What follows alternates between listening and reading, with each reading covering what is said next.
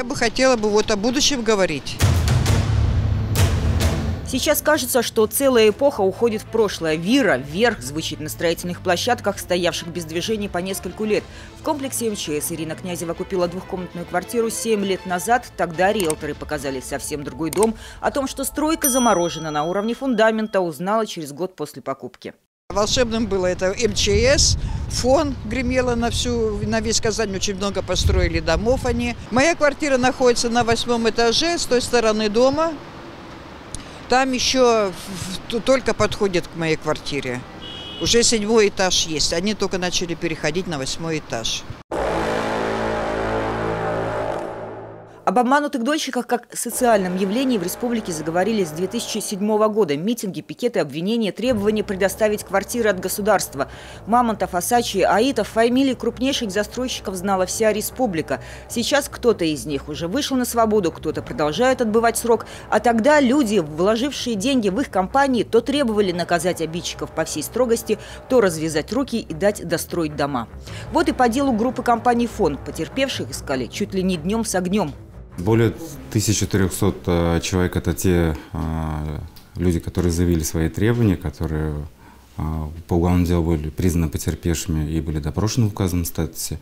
Однако всего массив людей, дольщиков, которые вообще были пострадавшие, там более 3000 человек, но эти люди просто не стали заявлять свои требования, так как считали, что хотят получить только свои квартиры, и просто не хотели писать заявление.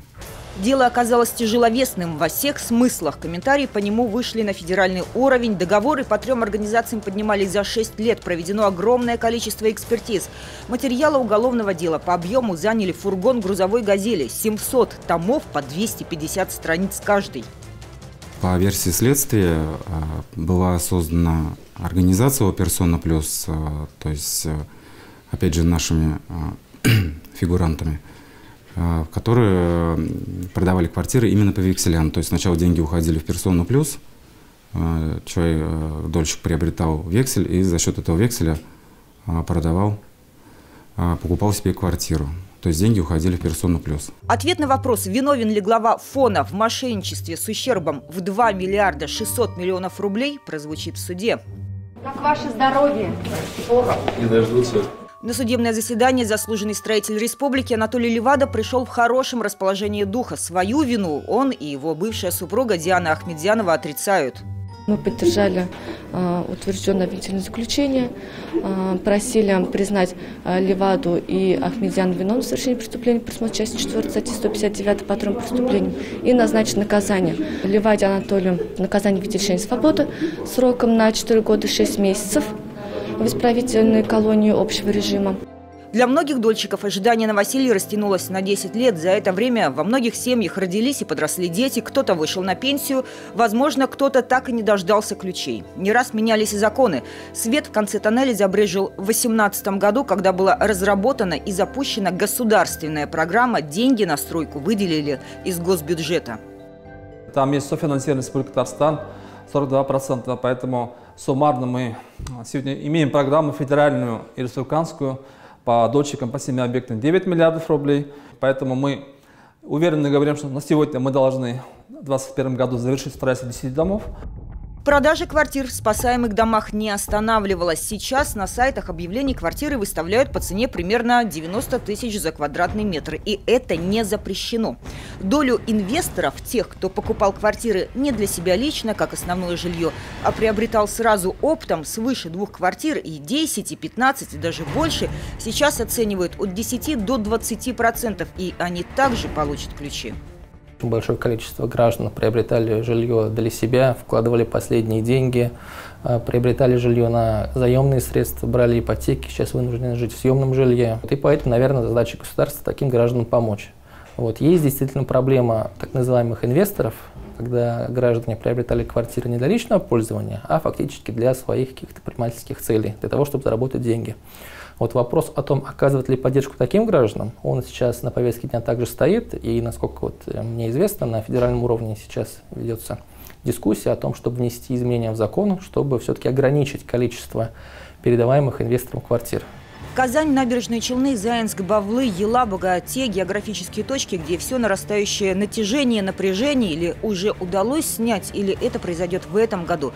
Почти 4000 человек уже решили свои проблемы. Только в прошлом году 398 дольщиков получили ключи от квартир.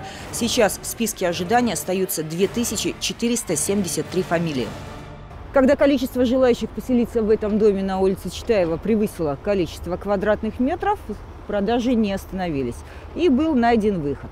Появились дополнительные 9 этажей и дополнительный подъезд, не предусмотренные в проектной документации. Впоследствии все эти надстройки пришлось буквально срезать и искать новые адреса для тех, кто купил воздух. Землю для строительства 2 домов уже нашли на улице Аграрная и Игореева. Сейчас идет выбор проекта. Необходимо понять, какой именно подойдет по метрам для каждого дольщика. По остальным объектам строительства обещают завершить весной и летом этого года. Будет ли на этом поставлена точка? Последние 1,5 года вступили в действие новые правила. Дольщик отдает свои деньги не застройщику, а вносит в банк на специальный эскроу-счет. Чем больше дольщиков, тем меньше процент кредита для застройщика. Деньги граждан перечисляют ему только после сдачи дома. Там обман дольщика в принципе быть не может по минимуму, потому что если вдруг какой-то форс-мажор там тоже может появиться, и у нас банки тоже бывает имеют проблемы, да, но тогда включается механизм страховки, или другой банк достраивает, или этот банк, если все жив-здоров, достраивает, привлекает другой застройщик, через суды отвоевывает право застройщика на себя, то есть это возможные негативные сценарии отработаны юридически. Дольщики всегда будут защищены. В крайнем случае дольщик заберет свои деньги с эскроу-счета, пойдет и другого застройщика купит квартиру. И могу заявить твердо, что сегодня 60% почти всего жилья строящегося, а это примерно 2 100 000, 60% строится именно по новым правилам. Механизм на май на понижение рисков дольщиков запущен. И кажется, что понятие «обманутые дольщики» должно и вовсе исчезнуть. В Казани же пока остается один застройщик, дома которого простаивают долгое время, и покупатели которых также в свое время выходили на пикет. В отношении компании «Пик Плюс» сейчас запущена процедура банкротства. И только тогда жилищные комплексы будут спасать при помощи государственных механизмов. Возбуждено одно уголовное дело. Недострои взяты под присмотром, мониторинг хода выполненных работ в 3 комплексах Казани проводит еженедельно. Татьяна Тимошенко, Андрей Ключников, Роман Безменов. 7 дней. Все выпуски программы «7 дней» смотрите на YouTube-канале ТНВ.